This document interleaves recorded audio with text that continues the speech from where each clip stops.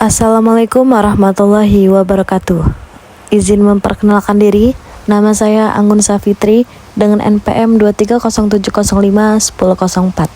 Di sini saya akan menjelaskan mengenai program dan set instruksi. Yang pertama, karakteristik dan fungsi set instruksi. Jadi, operasi dari CPU ditentukan oleh instruksi-instruksi yang dilaksanakan atau dijalankan. Instruksi ini sering disebut sebagai instruksi mesin atau instruksi komputer. Yang kedua, ada kumpulan dari instruksi-instruksi yang berbeda yang dapat dijalankan oleh CPU disebut set instruksi atau instruction set. Selanjutnya ada elemen-elemen dari instruksi mesin. Yang pertama ada operation code, yaitu menentukan operasi yang akan dilaksanakan. Yang kedua ada source operand reference, yaitu merupakan input bagi operasi yang akan dilaksanakan. Yang ketiga ada result operand reference, yaitu merupakan hasil dari operasi yang dilaksanakan. Yang keempat ada next instruction reference, yaitu memberitahu CPU untuk mengambil instruksi berikutnya setelah instruksi yang dijalankan sudah selesai. Source dan result operands dapat berubah salah satu di antara tiga jenis berikut ini. Yang pertama ada main of virtual memory, yang kedua CPU register, yang ketiga 1/10 device. Yang selanjutnya ada design set instruksi. Desain set instruksi merupakan masalah yang sangat kompleks yang melibatkan banyak aspek, seperti kelengkapan set instruksi, yang kedua ortogonalitas, yang ketiga kompatibilitas. Ada source code compatible, object code compatible. Nah, selain itu, ada aspek yang melibatkan hal-hal seperti operational repertoire, yaitu berapa banyak dan operasi apa saja yang disediakan dan berapa sulit operasinya. Yang kedua ada data types, yaitu tipe atau jenis data yang dapat olah instruction format, panjangnya, banyaknya alamat, dan sebagainya. Yang ketiga ada register, yaitu banyaknya register yang dapat digunakan. Yang keempat ada addressing, yaitu mode pengelamatan untuk operand. Selanjutnya itu format instruksi.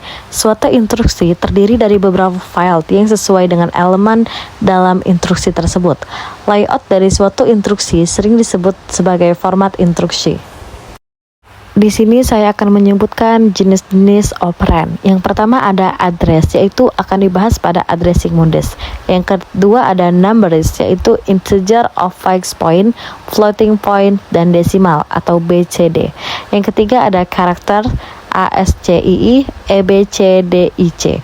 Yang keempat ada logical data, yaitu bila data berbentuk binary 0 dan 1. Selanjutnya jenis instruksi. Yang pertama ada data processing, yang kedua ada data stroke, yang ketiga data movement, yang keempat control. Selanjutnya yaitu transfer data. Yang pertama menetapkan lokasi operand sumber dan operand tujuan. Selanjutnya lokasi-lokasi tersebut dapat berupa memori, register, atau bagian paling atas daripada stack. Yang ketiga menetapkan panjang data yang dipindahkan. Yang kelima menetapkan mode pengelamatan. Yang kelima tindakan CPU untuk melakukan transfer data adalah A. Memindahkan data dari satu lokasi ke lokasi lain. B. Apabila memori dibatalkan, menetapkan alamat memori, menjalankan transformasi alamat memori virtual ke alamat memori aktual, mengawali pembacaan atau penulisan memori. Selanjutnya ada operasi set instruksi untuk transfer data. Yang pertama ada move, yaitu memindahkan word atau blok dari sumber ke tujuan. Yang kedua ada store, yaitu memindahkan word dari prosesor ke memori. Yang ketiga ada load, yaitu memindahkan word dari memori ke prosesor. Yang keempat exchange, yaitu menukar isi sumber ke tujuan. Yang kelima yaitu clear, yaitu memindahkan word 0 ke tujuan. Yang keenam ada set, memindahkan word 1 ke tujuan. Yang ketujuh ada push, memindahkan word dari sumber ke bagian paling atas stack. Yang terakhir ada POP, yaitu memindahkan word dari bagian paling atas sumber. Tindakan CPU untuk melakukan operasi aritmatik. Yang pertama, transfer data sebelum atau sesudah. Yang kedua, melakukan fungsi dalam ALU. Yang ketiga, men-set kode-kode kondisi dan flag. Yang kedua ada operasi set instruksi untuk aritmatik. Yang pertama ada ADD atau penjumlahan. Yang kedua ada subtract yaitu pengurangan. Yang ketiga multiply yaitu perkalian. Yang keempat divide atau pembagian. Yang kelima absolute. Yang keenam negatif. Yang ketujuh decrement. Yang ke-8 increment. Nah, untuk nomor 5 sampai 8 itu merupakan instruksi operan tunggal ya. Selanjutnya ada logical. Yang pertama tindakan CPU sama dengan aritmatik. Yang kedua operasi set instruksi untuk operasi logical. Yang pertama ada AND, OR, NOT, XOR. Yang kedua ada compare yaitu melakukan perbandingan logika. Yang ketiga ada test yaitu menguji kondisi tertentu. Yang keempat adalah shift, operan menggeser ke kiri atau kanan menyebabkan konstanta pada ujung bit.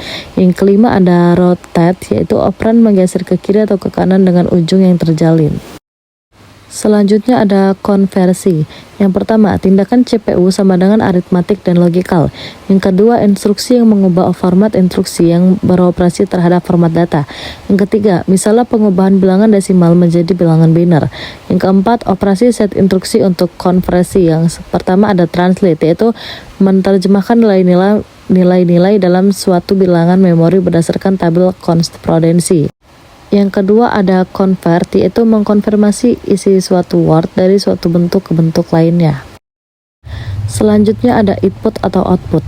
Yang pertama, tindakan CPU untuk melakukan input atau output. 1. Apabila memori mapped 1/0, maka menentukan alamat memori map. Yang kedua, mengawali perintah ke modul. Yang kedua ada operasi set instruksi input atau output. Yang pertama ada input, memindahkan data dari perangkat 1/0 tertentu ke tujuan. Yang kedua ada output, yaitu memindahkan data dari sumber tertentu ke perangkat. Yang ketiga ada start 1/0, memindahkan instruksi ke prosesor 1/0 untuk mengawali operasi 1/0. Yang terakhir ada test, yaitu memindahkan informasi dari sistem 1/0 ke tujuan. Mungkin itu saja yang bisa saya sampaikan. Apabila ada salah kata saya mohon maaf. Saya akhiri. Wassalamualaikum warahmatullahi wabarakatuh.